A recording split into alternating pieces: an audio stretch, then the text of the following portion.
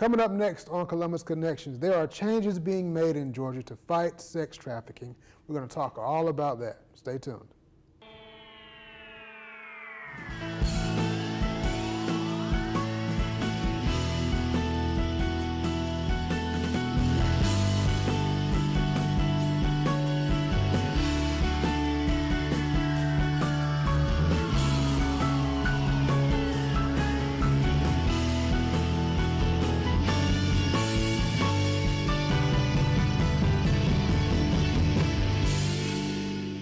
Welcome to Columbus Connections. I am your host, David Britt, and we have a serious discussion for this episode, and that's sex trafficking. Now, we hear this often, and some may think that this is a big city problem or not one of our problems.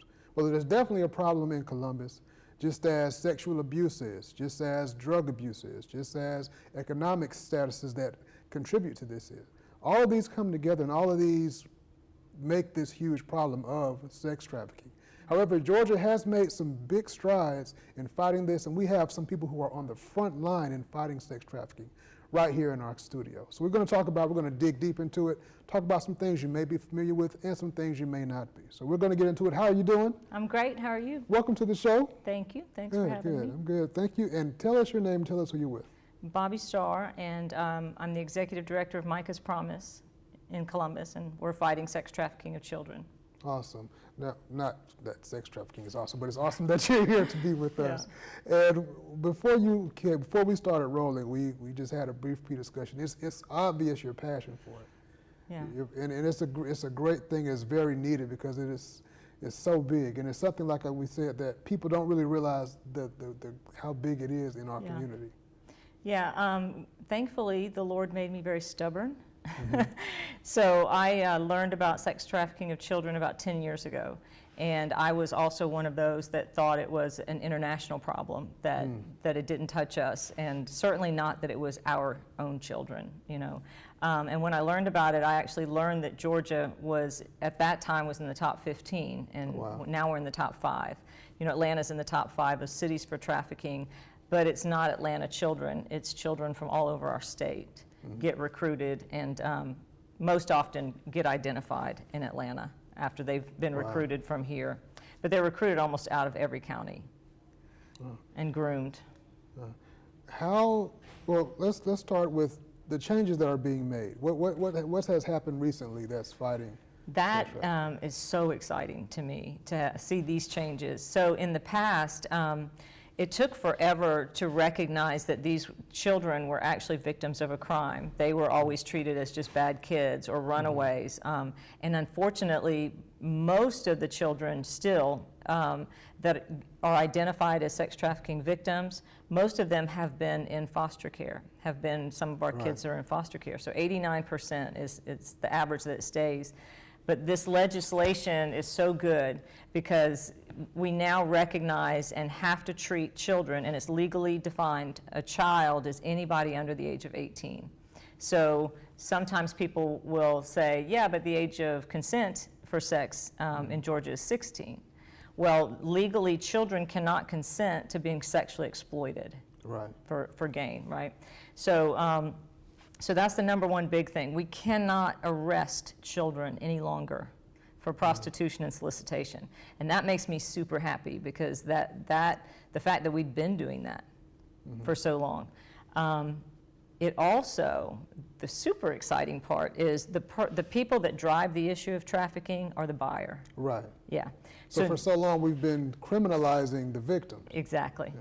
Exactly. Letting the buyer just, get a slap on the wrist and bail out. Slap on the wrist, bail out within a couple of hours, right?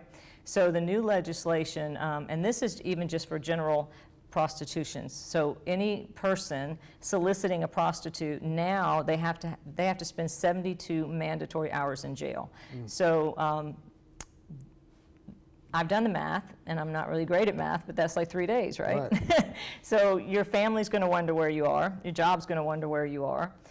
So this is going to have a huge impact because if you can put the pressure where it should be, which is on the buyer, and the demand, they're going to curb their behavior and or get treatment, right? Because maybe some of them are sick. And the research does show that where you use a demand approach, a reduction approach, where you focus on the buyer, prostitution decreases up to 75% in the community. Yeah. We often talk about or hear about the trafficking, but we don't always take into consideration those contributing factors. Right. The abuse, Right. poverty, Yes. and neglect, and just how we treat our young women and young men, because it happens to young men Yes, too, it absolutely. does. But how we treat these people who are the victims. Mm-hmm. How can our community be better about that? Whew, I have lots of ways I'd like to talk to you about that. And there are really good organizations that are really starting to collaborate and work together to do those things that we need to do, because when we consider that 89% of trafficking victims were first in foster care, well, over 90% of trafficking victims were first sexually abused.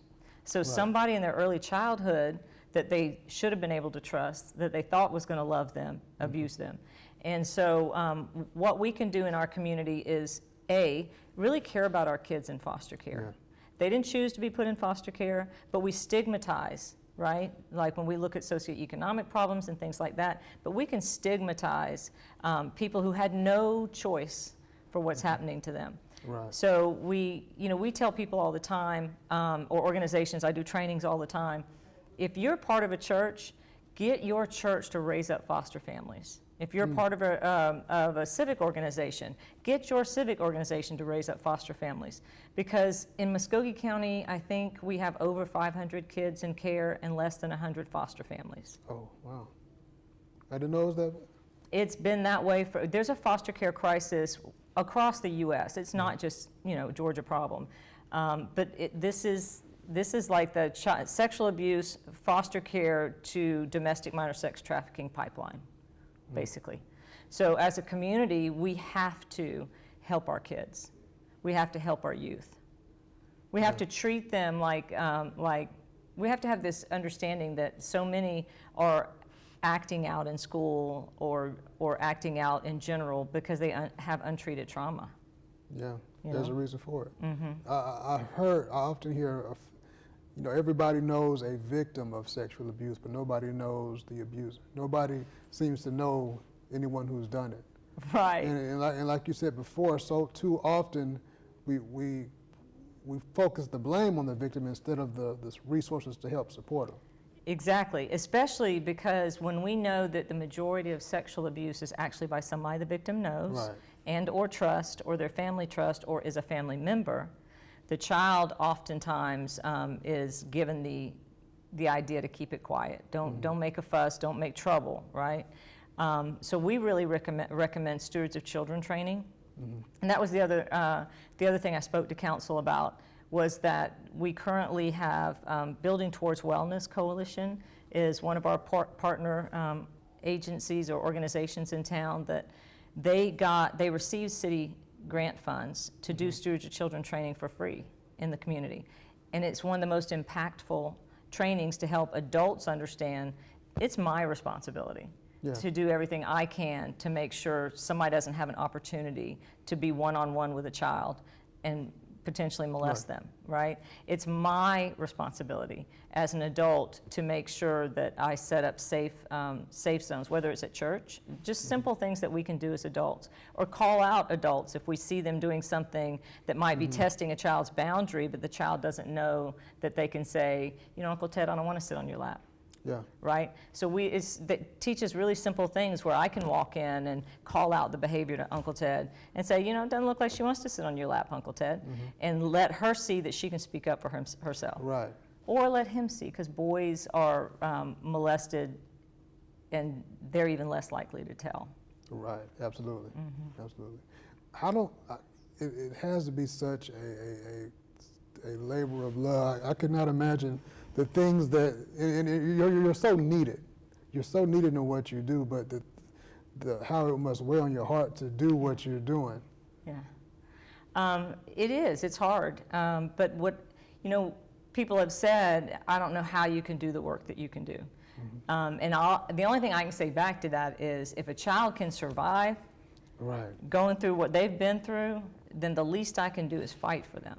Yeah. And that, we're seeing more and more people come and want to be a part of the work and part of the solution, just with that simple thought that, my God, you know, there's so many people that have come through this and become stronger because somebody helped them. But if they can survive it, we should be able to fight for them. Oh, yeah. You know? Yeah.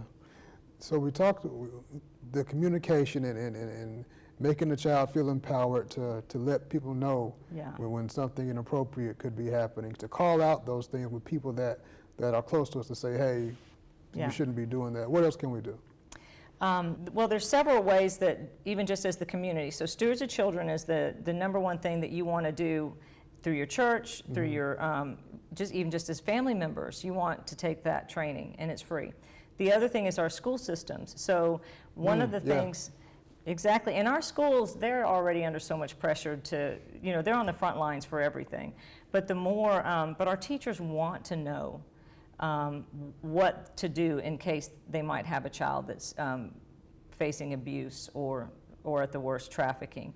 And there's a free webinar that we've provided to the school system that they created at the state task force to specifically for teachers. It's a 1-hour free webinar that they can take to learn what are the signs and how do they respond responsibly, right? So it's like Stewards of Children, but for teachers.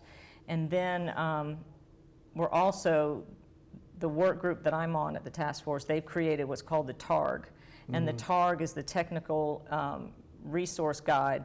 They've identified the top 7 curriculums for the school systems. So think of Good Touch, Bad Touch. Have you heard of that? Vaguely, but not a lot. Well, Good Touch, Bad Touch for the longest time was the best curriculum for like little kids, right? Kindergarten, first grade, we talk about good touch, bad touch. This makes me comfortable, I'm not comfortable with that. So basically we're teaching children, again, they have to be the one to report. It kind of puts all the onus on the child. The term itself, sexual trafficking, that's relatively, I would think, I don't remember hearing it called sexual trafficking when I was growing up, which is a good thing because it's really putting it out there for what it is. It's not being romanticized or made as a musical colloquial term like just pimping or even stripping. People are being trafficked. People are being enslaved against their will. And losing the most precious thing to them, which is their own body, their own self-respect, their own self-esteem, their own view of who they are as a human being. So it's great that that is being put out there now. And that's the beauty of it, right? Because when we think about this, so 10 years ago when I first learned of domestic minor sex trafficking of children, and I didn't have a college degree, and so like nobody was going to listen to me. I was just this professional volunteer, right? So I went back to school, and when I first went back to school, there was very little scholarly literature on trafficking, and so I read books that were written by ex-pimps and or some books at the time were, one book was called Somebody Else's Daughter, and it was a law enforcement officer in Dallas, Texas that had been a law enforcement officer for 10 or 15 years. But about 10 years in, he started realizing, like, why do I keep arresting these kids, right, for prostitution? And one day he just looked at this little girl after they'd gone and put a jumpsuit on her and all of this, and realized this was a little girl sitting in front of him. And it just changed the whole way he looked at her and what he thought of her, because he'd been kind of over kids. He was getting cynical, all that sort of stuff. Man, it's just a bad kids, right?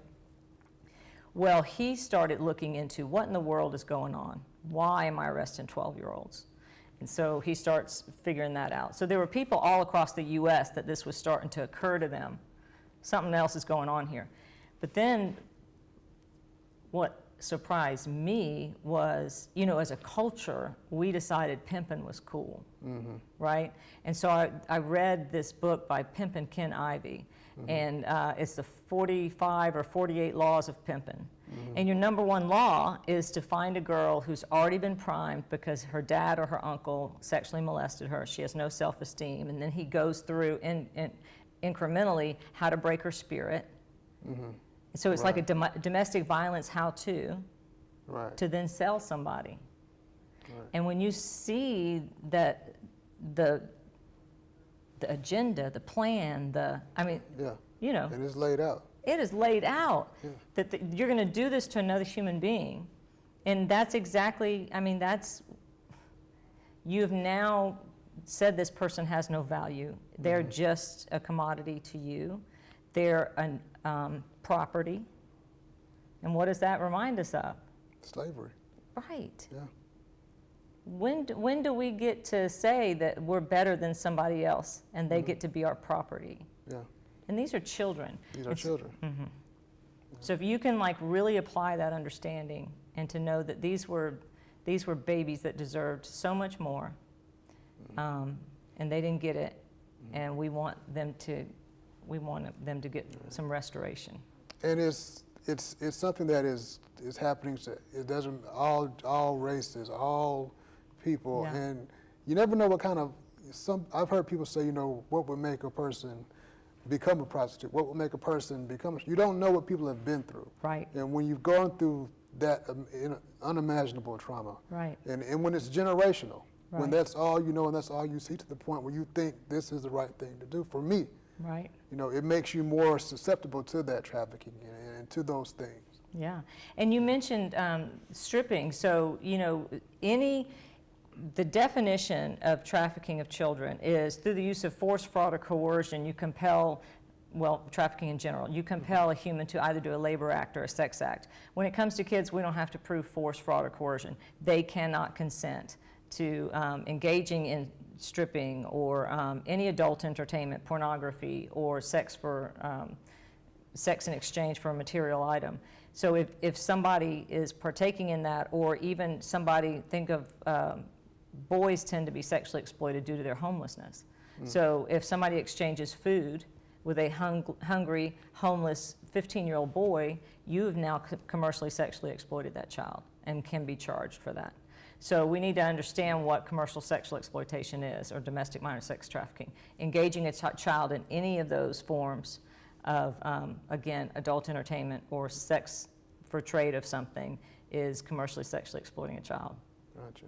How can people contact Micah's Promise? Because you guys serve such a great need. How can people get in contact with you? Great, thank you. So we have a website, Micah's Promise, www.micahspromise.org. We also do free trainings to the community at the corporate center bi-monthly, as well as I'm a traveling roadshow, so I will go to your church, to your civic organization, to your school. I have certifications in several types of curriculums. We do Stewards of Children training, as I mentioned. Not a number curriculum is for middle to high school students to help them understand, really get a grasp on what the issue is and how to protect themselves and others. And also, I just recently got certified in a training for hospitality industry and hotels. So Wow. we train. Yeah. That's a cool one. So we train the front desk and the back of house what to look for. And the new legislation also holds bad actor hotels accountable. So, and this has been going on for a while. So in some of these hotels, everybody's getting a cut, a piece or whatever. So now they can be shut down and they can be held accountable in the trafficking process. Awesome. We could talk about this. This is such a I could great talk thing. yeah. But if you're just joining us, we're talking about sex trafficking. And the great thing is that Georgia is instilling some laws that are really going after and fighting the issue. They're targeting the users. Yeah. They're targeting those organizations, the hotels and those businesses and things that are helping this big problem. Yeah. But there are also things that we can do as a community to help prevent it from the front end. And that's helping our children to identify when something is not going right. What are some of those other things? Yeah, again, making sure that if you're an adult, seek out getting that Stewards of Children training. It's free in our community right now. You go online to d2l.org and you can just find a training near you and attend a training. Learn how to keep your kids safe. Also, online safety. Trafficking is across all borders now because all children have access to the internet. And now that means all people have access to your children. Children do not know how to navigate we didn't even cover this. That's a whole nother. Yeah, we're going to have you back on. Yeah. We're definitely got to have you back. That's a whole nother one. But online, make sure your kids, you know where they're going online, how long they're going to be online, and who they're online with. Absolutely. Bobby Starr with Micah's Promise, thank you so much for Thank coming. you. We're definitely going to have you back because we needed this information. Thank Definitely you. do. Again, sex trafficking is a big problem that affects our community, not just out there. It affects us, but it is within our power to fight it. So let's all be a part of that fight. Thanks for Amen. watching Columbus Connections.